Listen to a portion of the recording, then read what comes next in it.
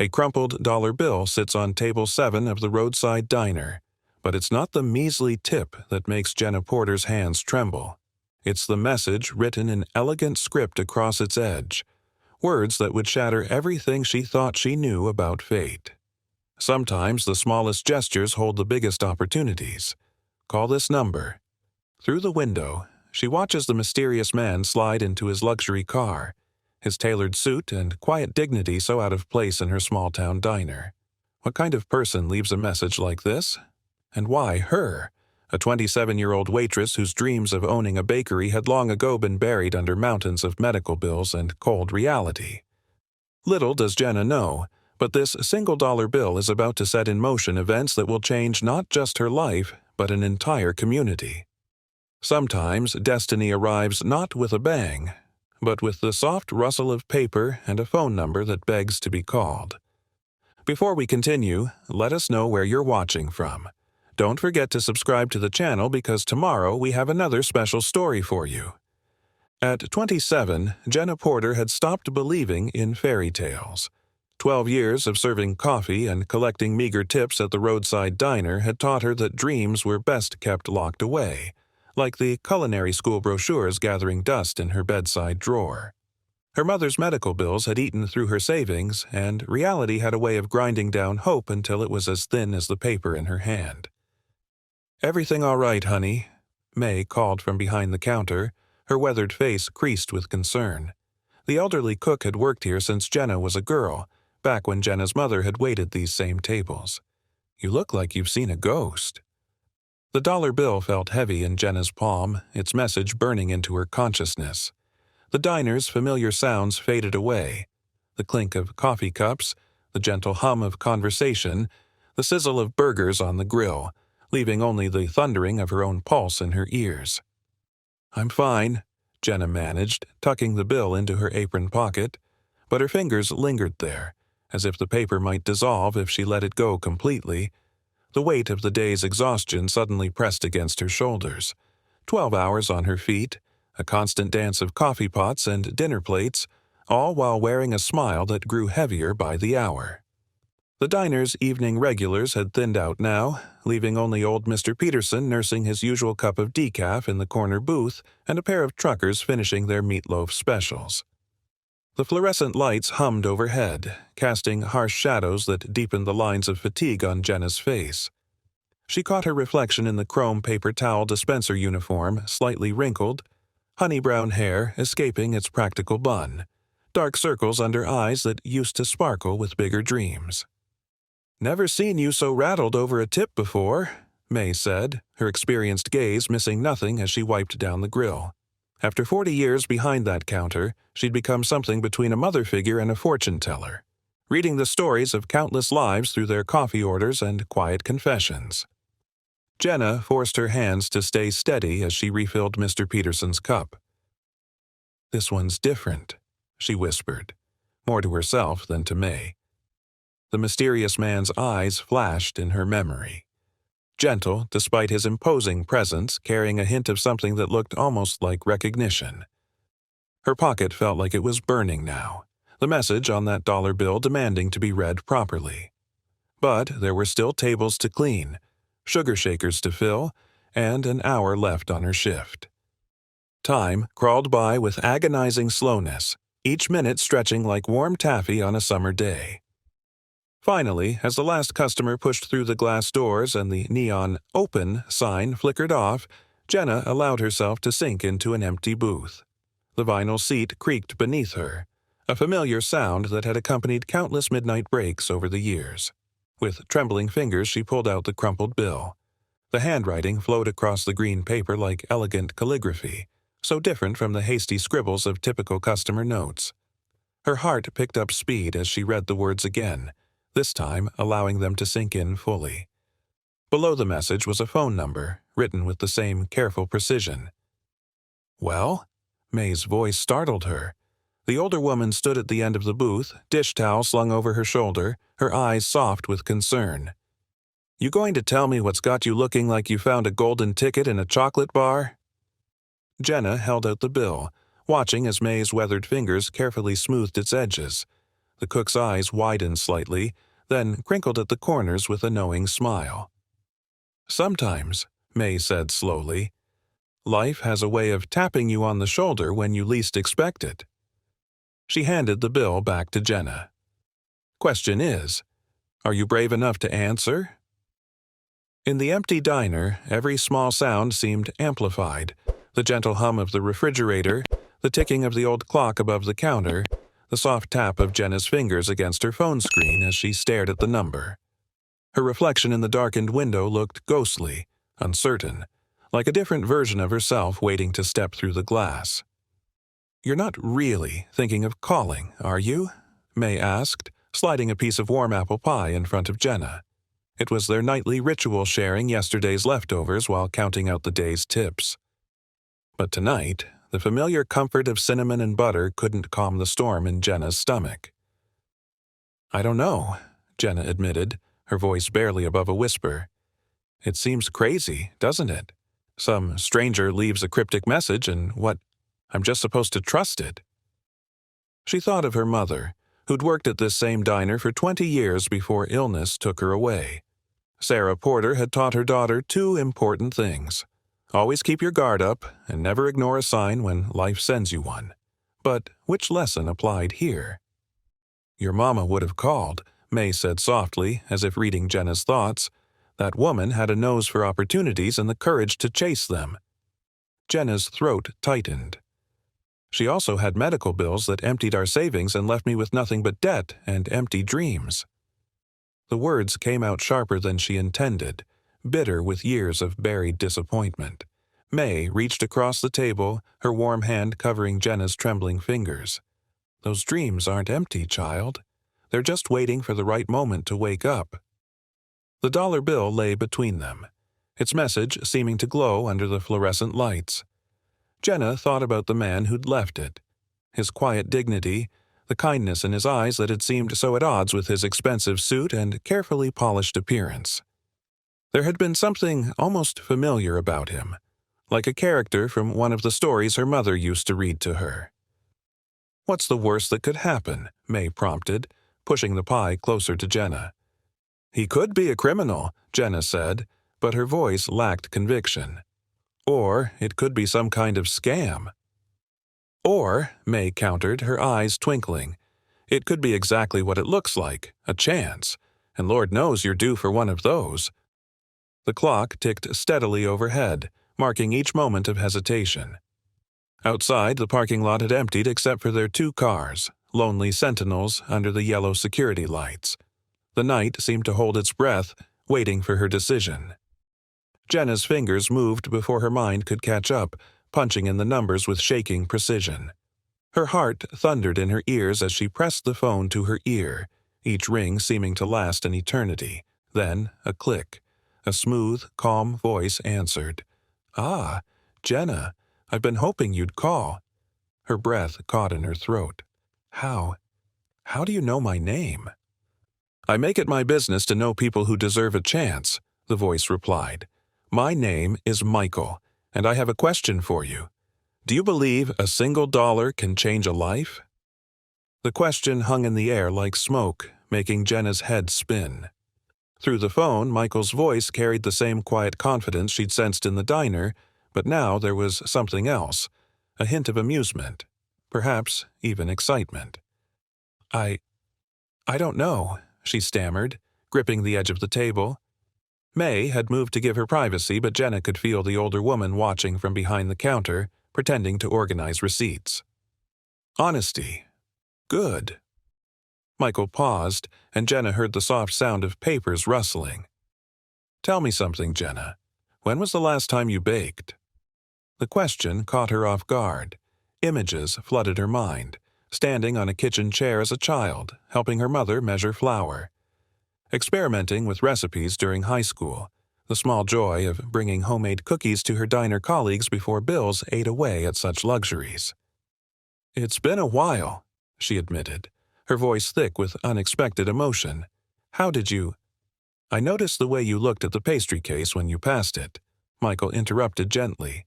"Empty, except for those factory-made muffins, but your eyes, They saw something different there, didn't they?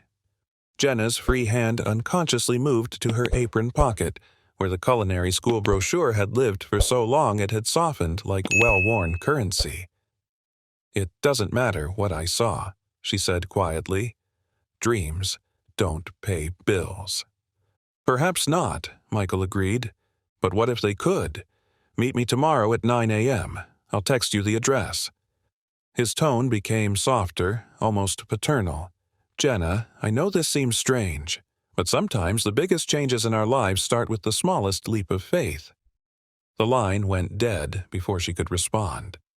Seconds later, her phone buzzed with a text. An address in the business district downtown, the part of the city she usually only saw from a distance.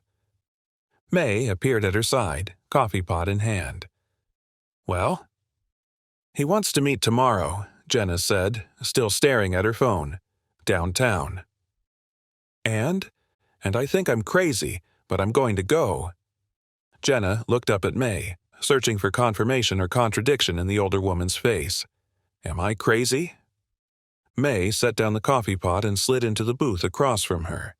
"You know what your mother used to say about crazy? She said it's just another word for brave when you're too scared to admit you're doing the right thing." The next morning dawned with the kind of crisp autumn clarity that made everything seem more vivid, more possible. Jenna stood outside the glass and steel building, her reflection a stranger in her best blouse and the slacks she rarely wore. Around her, the city was already alive, men and women in business attire striding purposefully past, their lives as different from hers as stars from streetlights. The address led to the Morton Building, 30 stories of corporate success that made her feel smaller with each passing second. She checked her phone again. 8:55 a.m. The text from Michael glowed on her screen, as mysterious now as it had been last night. "You can still walk away," she whispered to herself, but her feet carried her through the revolving door into a lobby that gleamed with marble and possibility. The security guard looked up as she approached, his expression neutral but evaluating. "I'm here to see Michael." She started, then realized with a jolt that she didn't even know his last name. Her cheeks flushed with embarrassment, but before she could stumble through an explanation, a familiar voice called from across the lobby. "Jenna, right on time." Michael looked even more impressive in daylight, his suit a deep charcoal that seemed to absorb light, his silver hair perfectly groomed, but it was still his eyes that held her attention, warm and knowing beneath designer frames. "Follow me," he said, gesturing toward the elevators. As they rose past floor after floor, Jenna's stomach tightened with each soft ding. Finally, they emerged into a corner office with floor-to-ceiling windows that made the city below look like a child's toy set. "Please, sit." Michael indicated a leather chair that probably cost more than her car. "Would you like coffee? Tea?" "No, thank you," Jenna said, her voice steadier than she felt. "I'd like to know why I'm here." Michael's lips curved into a slight smile as he settled behind his massive desk. "Direct. I appreciate that." He leaned forward, folding his hands. "Tell me about your dreams, Jenna. Not the small ones you tell yourself to get through the day. The big ones. The ones that scare you." The question hung in the air between them, heavy with unspoken possibilities. Jenna's fingers twisted in her lap, her mind racing between caution and an unexpected urge to finally speak her truth. She started, then stopped, gathering her courage. "I've always wanted to open a bakery. Not just any bakery, the kind where everything is made from scratch, where people can smell the fresh bread from down the street." The words tumbled out faster now, like water breaking through a dam.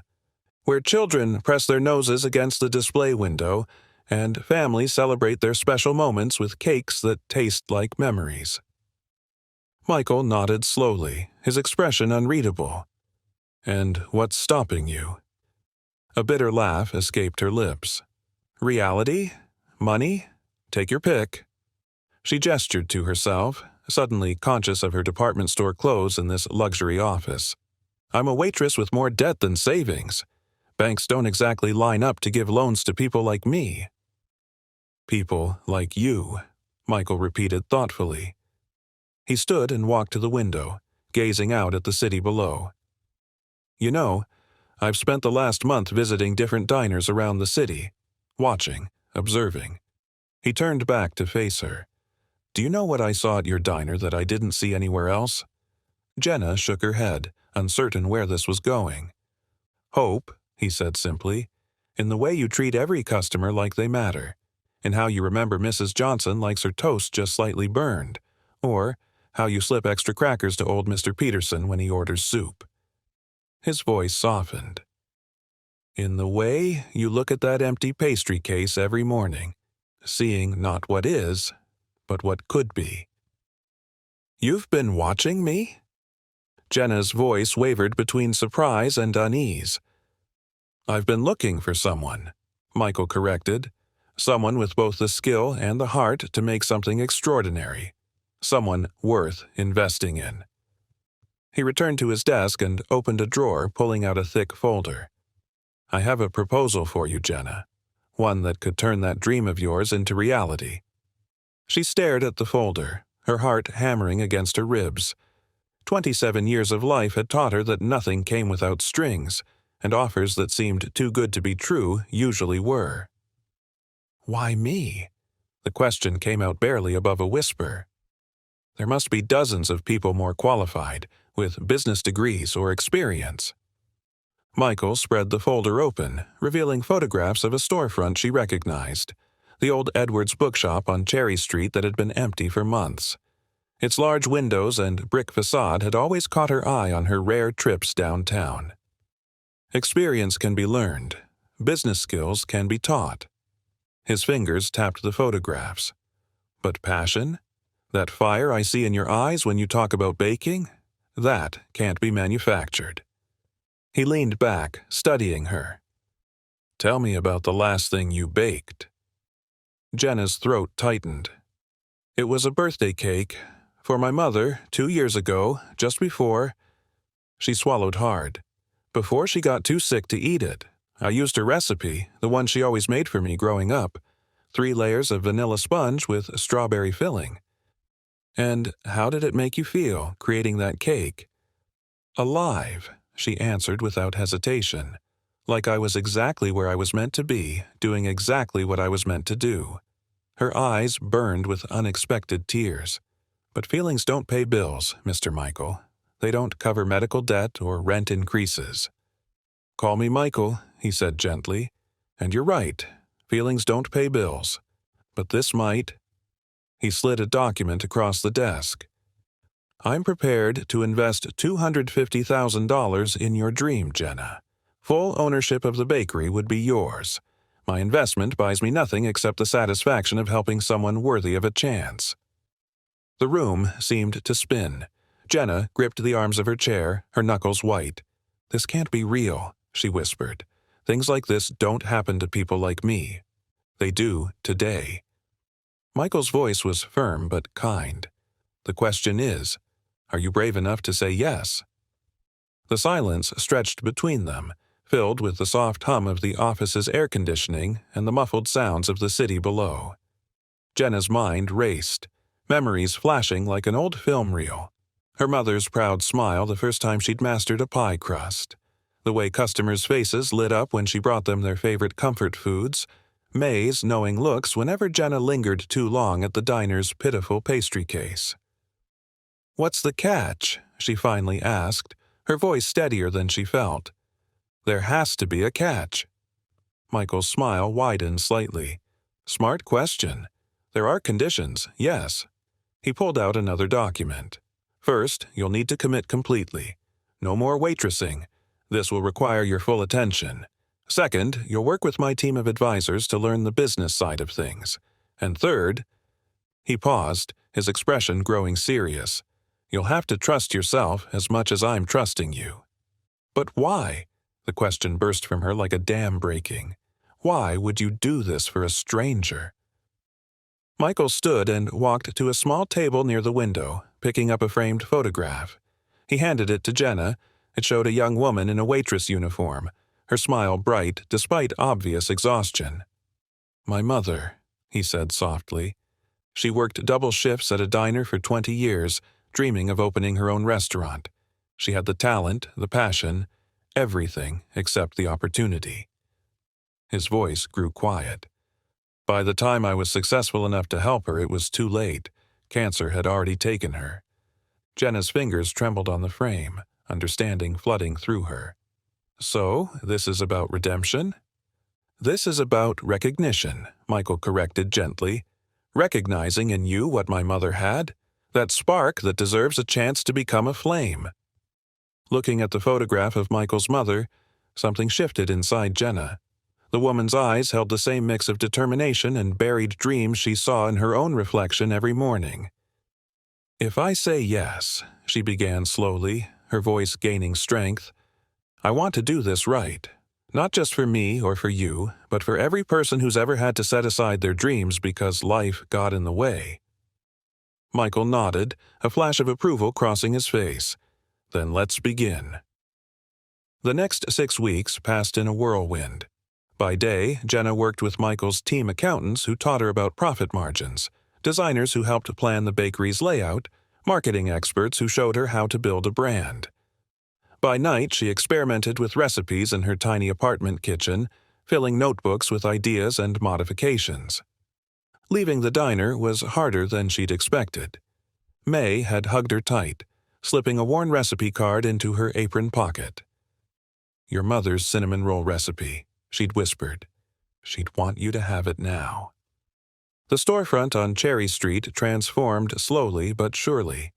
Fresh paint brightened the brick facade and modern displays replaced the old bookstore shelves. Jenna chose warm cream colors for the walls and hung copper pots that caught the morning light.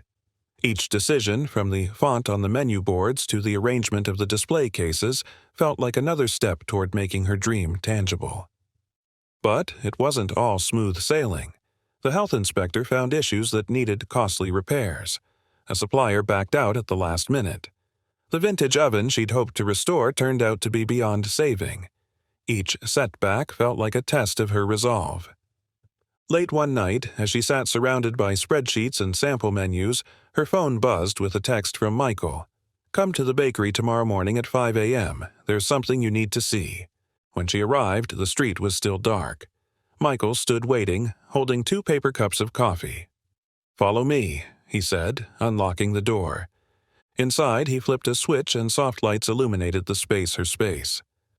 The display cases gleamed, empty but full of possibility. The counter stretched invitingly, waiting for its first customers. The kitchen beyond held professional equipment that still made her catch her breath. What do you see? Michael asked quietly. Jenna turned slowly, taking it all in. I see. She paused, emotion catching in her throat. I see home. I see hope. I see every dream I've ever been afraid to believe in. Good, Michael smiled, pulling an envelope from his jacket, because there's one last thing you need to know. He handed it to her. Inside was a letter, officially declaring that the bakery had been paid in full. No loans, no debts. Below that was a note in Michael's elegant handwriting. Sometimes the smallest gestures create the biggest changes. Make your mother proud. The morning of Sweet Haven Bakery's grand opening dawned clear and crisp. Jenna had been up since 3 a.m., her hands moving with practiced precision as she filled the cases with freshly baked croissants, muffins still warm from the oven, and her mother's signature cinnamon rolls. The aroma of vanilla and butter filled the air, wrapping around her like a familiar embrace. Today, Sweet Haven stands as more than just a bakery. It's living proof that sometimes the most powerful changes begin with a single act of kindness. That mysterious dollar bill still hangs on the wall, reminding everyone that second chances aren't just about looking back at what could have been, but about showing up for what could be. What do you think? Can a simple gesture really change someone's life? Have you ever received kindness that transformed your path? Let us know in the comments below. If this story touched your heart, don't forget to like and share it with someone who might need a reminder that it's never too late to chase their dreams. Subscribe for more powerful stories of hope, courage, and transformation that will stay with you long after they end. And remember, Sometimes the greatest chapters of our lives begin with the smallest acts of faith. Click the screen now to watch another story that will remind you why believing in others is the most powerful gift we can give.